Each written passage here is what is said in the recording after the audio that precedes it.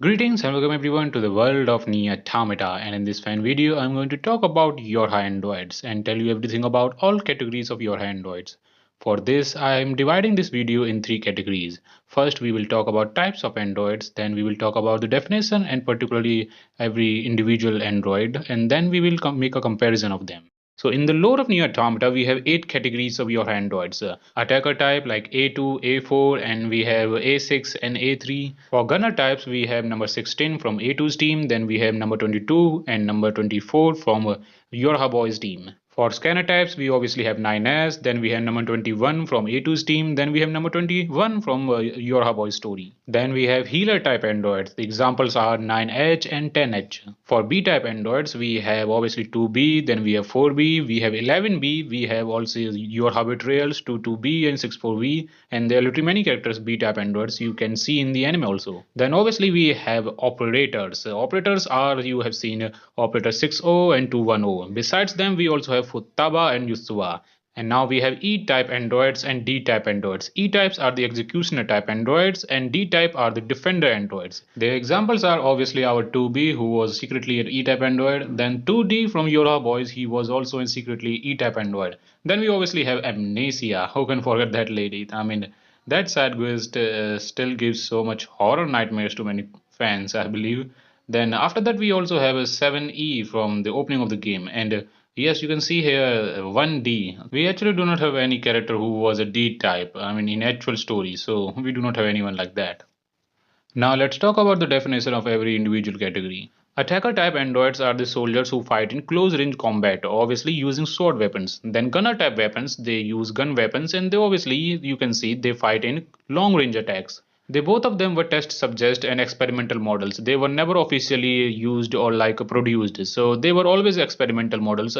All the characters that you see in the game are experimental models who have attacker or gunner type designation. This is the reason why their name is A2, the reverse order of 2B or 9S, the other androids you see in the game. This is because it is to represent that every prototype or test model is named in reverse order. Then we have B-type androids, as you obviously know, many people already know that B-type androids are the official product who were created by combining attacker and gunner models. After the last mission of all male androids in Madagascar, the YoRHa Boy story, it was decided that attacker and gunner models will be removed and B-type models will be created. There is also one reason why gunner models were removed. This is because pods were introduced at that time. As pods can obviously provide long range combat, there was no need to produce a gunner type android then, so they were removed. I have also explained this in my origin and history video of pods, and if you want to know about everything about pods, you can watch that video. Now let's go back to the list. We have scanner type androids. They are the supporter androids. They provide assistance in the battle to attacker, gunners, and B type models, everyone. Their job is to provide strategy and make planning for their missions, hack the enemy parameters areas, and also provide analysis data for their enemies. Then we have something similar to them, which is healer type androids. Now you can see their name, healer. They are the one who give complete proper first aid to all the medical support to their team members. But their main purpose in the team is to collect their consciousness data and restore them when they are dead in the war. Data like personal memories, combat data, their hobbies, and every life they lived until their death. And for this particular purpose, their memory storage capacity is 10 times more than any other YoRHa Android. For operator type Androids, you can obviously see their job is to provide assistance to the whole team. They are the one who will guide you in your mission, provide you any kind of help and information. And obviously, they are the one who give communication. I mean, they make the communication between the YoRHa Androids and the high command. For E-type androids, you obviously have seen so much about them. They are the killer androids. They are the one who have duty to execute and destroy every YoRHa android who go against the protocol of YoRHa. Actually, their purpose is obviously is to dispose of every YoRHa android after their work is done with the combat. I mean, if they do not want to proceed with any particular YoRHa android more in future, they will just dismantle them, and that job is to E-type android, because many YoRHa androids always rebel, and obviously, I mean, and no one wants to die, so it is job for E-type to find them, hunt them, and kill them, obviously. Then the defender type android, they are also the combat models, and their job, they are always mostly the leader type androids in the team. As they are the defender, they have the very strong armor, and they are completely immune from any kind of virus. That's why they are the defenders, and it is their job to always make sure that no other member dies before them. It is their duty in the team to always absorb any kind of heavy attack and dive and save their soldiers from any kind of heavy injury. Now let's talk about the comparison of all these YoRHa type androids. First of all, I want to make clear that all these androids are equal. They have same basic trainings. Yes, every YoRHa android is created with the black box technology. Their design and their functioning is completely basically similar. When they are created, they go into this simulation training for many days, and according to their test results, it is decided that which category they will perform. But besides that, any individual can volunteer for any category. For example, in the game you have seen that Operator 210 wanted to be in a B-type android, that's why she changed her designation. In the anime, you have seen that 2B and A2, both of them unlocked their hacking abilities because they also have these features. These things are very clearly explained in the YoRHa boys story and YoRHa girls stage play story. In fact, you will see many characters who on the spot during the fight change their designation from an gunner or an healer to attacker. But obviously, it is always about experience and how much you have fought in the battle, because this is all about the combat data that you have wanted. This is why it doesn't matter which category of your android you are. Your skills and abilities are the actual thing that makes you strong, and also your emotions. The best example I can give you is the twin models, number 21 who was a scanner model and number 22 who was a gunner model. The thing is that as you see that number 22 is a gunner model, but compared to his category, he was so clumsy and afraid of many things, and he was not even doing good as a fighter. In fact, he wanted to be an attacker, but because of his weaknesses, he was only qualified as a gunner model.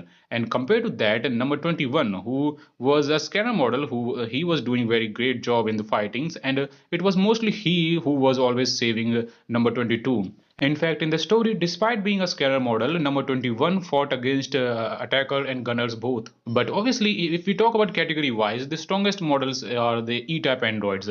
Then we have battle type androids, then we have attackers, then we have gunners, then we have scanners, then we take healers, and then we take operators. For defenders, I'm not sure how strong they are, but I think they also fall into the category of attacker and gunners because they were also the same model type. Now, besides the category, there is also two factors that you need to remember: gender, male androids and female androids, and also their generations. Because many androids were very old androids, and many new androids were created in later in stories in later generation. Because YoRHa has very big history. In the YoRHa boy story, which tells you the last mission of all male android YoRHa team, it was concluded that male androids have much greater performance and combat abilities compared to females, but their lack of cooperation in the team is very important because there are many things happen in that story, many mental and emotional issues. Because of that, they decided that male androids will never be given combat abilities. I mean, they will never selected. They will never be selected for combat models, and this is the reason why all male androids that you see in present game are only scanners. And after that, all this team was dismantled. Every member was killed. I mean, dismantled, same thing, killed. Ninus was the only male android who was not dismantled. And this is the thing: Ninus in the games, it seems like he's a new generation android, but he was an old generation android. And because of his specialty, I think this is the reason why YoRHa decided that they will order him to get A2, because he almost did that. In every fight, you can see that his defensive skills are what keep him alive from enemy attacks always, and he has survived situations that a normal scanner cannot do. If you read his files in the game, it is said that Ninus has physical and offensive skills also, but obviously he mostly do the recon and search missions, which is the reason why he never got to develop his skills as a fighter. And this is the detail: after Tubi's death, he was doing more fighting than ever before, which is the reason he was evolving with his skills again and again. This is the factor why YoRHa wanted to not allow male androids as a fighter, because they can be unstable and dangerous. Like number 6. He was an attacker, very strong and very powerful, but he went insane with his he was unable to control his emotions. He started to enjoy the pain and killing others, suffering, and because of his behavior, it was decided that number 6 model will never be given the job as a battle type android. This is the reason our operator 60 is always an operator. And now a very last bonus topic, which is their biology. These androids can fully mimic anything that a real human can do. In the game guidebook, Yugotaro gave his answer to the android and Adam and Eve's biology, and you can read it right here. In the novels, A21 said that androids' blood and their skin is fake, and it is nothing more than just color or materials. But in all the stage plays I have seen that no, these are artificial skins, and they also can use bandages and stitches if they require to heal themselves in any circumstances. I think the difference in A2's explanation is maybe she was an old model, that's why she don't know the new features of new androids, or maybe because a novel author, obviously he was not Yugo Taro, so obviously their thoughts and their sci-fi explanation will be different. Just like the anime, the director Ryuji Masuyama said that he read the novels and he played the game so that he can make the anime. So obviously anime differences are according to his understanding that he learned from the lore. This is the thing that I always tell people, that Yugo Taro is the game director and he did the stage plays. Besides that, any other project, he was only just a supervisor or he just did the marketing for that. And so with this is the end of this video. Thank you everyone for listening to me. If you have any question you can ask because I will obviously love to answer your questions in the comment box obviously. And so we will meet again in another NieR Automata or Little Battle in the Fan video, and until then, farewell.